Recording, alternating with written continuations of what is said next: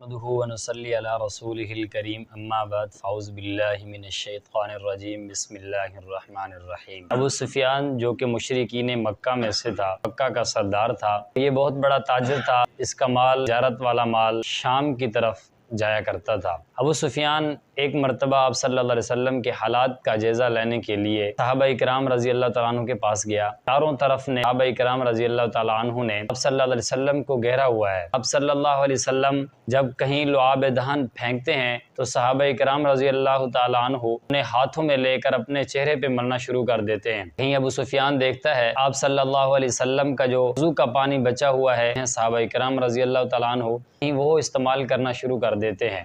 جب وہ مکہ واپس آیا تو سردار آپ صلی اللہ علیہ وسلم کی ساری حالات ان کو بتا کر کہنے لگے میں نے اس طرح کے عقیدت مند اور محبت کرنے والے نہیں دیکھا، اور آج سے مجھے یقین ہو چلا ہے محمد صلی اللہ علیہ وسلم کے دین کو پھیلانے سے کوئی نہیں روک سکتا۔ صحابہ اکرام وہ شخصیت ہیں جن کو قرآن پاک میں اولئک هم الصادقون کہہ کر پکارا، کہیں اولئک هم المؤمنون حقا کہہ کر پکارا، کہیں اولئک هم الراشدون کہہ کر پکارا، کہیں اولئک هم الصادقون کہہ کر پکارا، رضی اللہ عنہم ورضوا عنہ کہہ کر پکارا۔